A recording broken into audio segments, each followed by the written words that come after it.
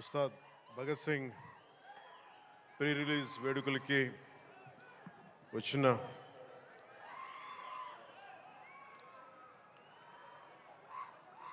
నా గుండెల్లో స్థానం ఉన్న మీ అందరికీ మా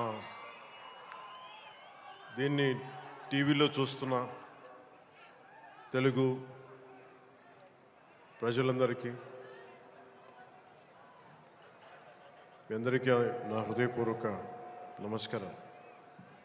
మనస్ఫూర్తిగా ఈ వేడుకకి మీ ఆశీర్వాదాలు ఇవ్వడానికి, మీ బ్లెస్సింగ్స్ చెప్పడానికి ఇక్కడికి వచ్చినందుకు మీ అందరికీ నా ధన్యవాదాలు తెలియజేసుకుంటాను. ఇందాక సుమా గారు మాట్లాడుతా గత కాలంలో కొన్ని ఏమన్నారండి మీరు ఇందాక సుమా గారు? అప్పట్లో లేదండి, అంటే మెల్లిగా నన్ను బీసీ ఎరాలోకి పెట్టేశారండి. ఈ మధ్యనే ఓజీ వచ్చిందని కూడా మీరు మర్చిపోయారు. సరే, అంటే నేను రెగ్యులర్గా సినిమాలు చేయకపోవడం వల్ల నన్ను ఇలా మీరు వెనక్కి నెట్టేయడం భావ్యం కాదని బల్లగుద్ది మరీ ఈ సందర్భంలో మీకు తెలియజేస్తాను. బాధ కలిగిస్తున్నాయి నాకు ఈ మాటలు.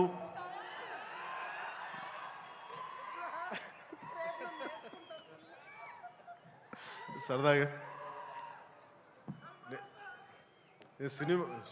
సినిమా నాకు చాలా ఇష్టమైంది. నాకు అన్నం పెట్టిన సినిమా, ఈరోజు ప్రజలకు సేవ చేసే గుర్తింపునిచ్చిన సినిమా. అందుకే నా నిర్మాతలు బాగుండాలని కోరుకుంటాను. సినిమా కోసం ఉత్సాహంతో వచ్చే నా అభిమానులు ఆనందం కలగాలని కోరుకుంటాను. ఎప్పుడు సినిమా ఎలా ఆడాలి, ఎంత బాగా ఆడాలి నాకు తెలియదు. ఎప్పుడు సినిమా రిలీజ్ అయినప్పుడు కలెక్షన్స్ ఎంత ఇప్పుడు అడగలేదు, నాకు తెలియదు ఆ సంగతి. అలాగే నాకు ఏ సినిమా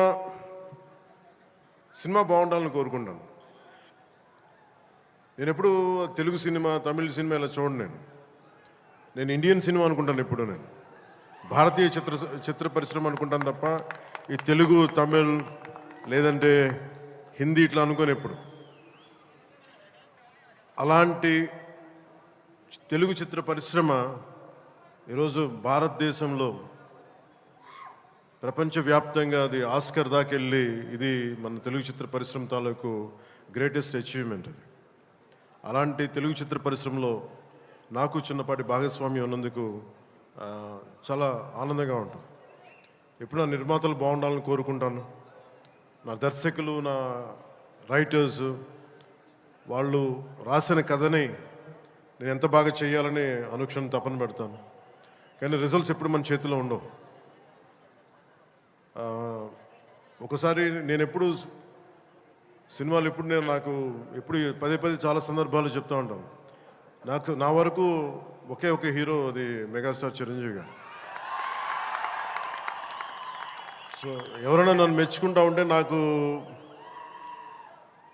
అంటే మన హరీష్ అన్నారు చిరంజీవి గారిని పిలవాలి అని నేను మాట్లాడతాను, ఆయన ఫంక్షన్ పిలవాలి అది అంటే చెప్పాను, మీకు హీరో కావాలి అంటే నన్ను పిలవండి, మీకు తమ్ముడు కావాలంటే చిరంజీవి గారిని పిలవండి. చిరంజీవి గారు పక్కన ఉంటే ఏమైపోతుందంటే నేను హీరో అన్న సంగతి మర్చిపోతాను. నాకు ఏం మాట్లాడాలో కూడా తెలియదు నాకు ఒక్కసారి.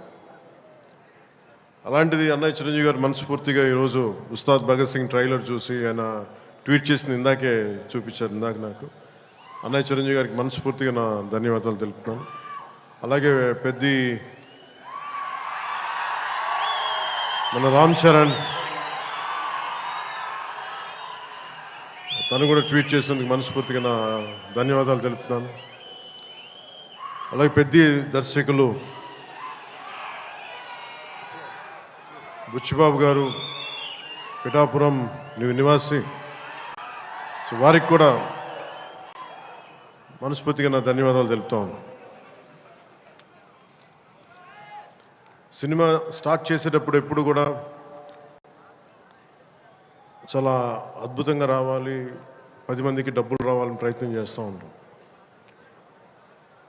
స్టార్ట్ చేసే ప్రాసెస్లో చాలా అడ్డంకులు ఎదుర్కొంటాం, చాలా ఇబ్బందులు ఎదుర్కొంటాం. చాలా కష్టాలు ఎదుర్కొంటాం. ఒకసారి సినిమా విజయం కొంచెం అడ్డు అందరికి ఇబ్బందిగా ఉంది, కొంచెం మీరు దయచేసి పక్కన కొంచెం కొంచెం పక్కన. సినిమా విజయం సాధించాలని అందరం పనిచేస్తాం. ఈ ప్రాసెస్లో చాలా ఒడిదుడుకులు ఎదుర్కొంటాం. ఒడిదుడుకుల్ని తట్టుకొని ఒక సినిమాని అనుకున్నట్టుగా తీసి విజయం సాధించడం చాలా చాలా చాలా కష్టమైంది. నిద్రలు ఉండవు. అందరం ఎవరి పట్టుకుడి కోసమే పనిచేస్తాం. ఇది ఎవరిని ఉద్ధరించడానికి సినిమాలు చేయం, కానీ మా పని, మాకు ఇష్టమైన పని, మాకు ఉపాధినిచ్చే, మాకు తిండి పెట్టేది ఇది. సో ఎవరం కూడా సినిమా పోవాలని ఎవరు, ఏ హీరో కాదు, ఏ హీరో కూడా ఎవరు చేయరు. అందరూ బాగుండాలని చేస్తారు, కానీ అన్నిసార్లు పరిస్థితులు అనుకూలించు. నాకు ఈ సినిమా ప్రారంభించినప్పుడు హరీష్ శంకర్ని దర్శకులుగా మన రవి గారు తీసుకొచ్చినప్పుడు గబ్బర్ సింగ్ తర్వాత మేము చేయలేకపోయాం. మేము కూర్చొని సినిమా లేట్ అయింది. ఇందాక తను చెప్పిన రీజన్స్ కూడా నేను ఒకసారి దర్శకుడు నమ్మానంటే నేను నమ్మేస్తాను. సినిమా ఇంకా ఎలా వస్తుందో నాకు తెలియదు, కానీ చాలా బ్లైండ్గా నమ్మేస్తాను. ఏం చేయమంటే చేస్తాను. సో తను అనుకున్న ఒక కథను తీసుకొచ్చారు. దాన్ని పూర్తి స్థాయిలో ముందుకు వెళ్ళలేకపోయాం. చిన్న కథ మారింది, మధ్యలో కోవిడ్ వచ్చింది. వీటన్నిటి మధ్య పాలిటిక్స్కి వెళ్ళాం. పాలిటిక్స్లో ఇప్పుడున్న పదవిని బాధ్యతలు తీసుకోవటం వల్ల వీటన్నిటి మధ్య ఎలా డేట్స్ ఇవ్వాలి అన్నీ కూర్చోబెట్టి నాకున్న మన విధులకి ఇబ్బంది కలగకుండా ఎలా చేయాలనేది రాత్రి పగలు కూర్చొని చాలా తక్కువ టైంలో చేశాను. ఈ సినిమా చూసిన తర్వాత నాకు ఒకటేమనిపించిందంటే, 48 రోజులు చేసావా హరీష్? ఒక 40-45 రోజుల్లోనే సినిమా ఫినిష్ చేశాను. మేజర్ సినిమా అంతా. అది కూడా కరెక్ట్గా చెప్పాలంటే రోజుకి నేను పొద్దున ఒక 2-3 గంటలు, సాయంత్రం ఒక 3 గంటలు అలా పనిచేశాను. కొన్నిసార్లు 5-6 గంటలు. అంటే నిజంగా ప్లాన్ చేస్తే నాకు సినిమాలు చేయొచ్చు అనే భరోసా ఇచ్చింది ఉస్తాద్ భగత్ సింగ్. హరీష్ అంత బాగా ప్లాన్ చేశాడు. అంటే ఒక దర్శకుడు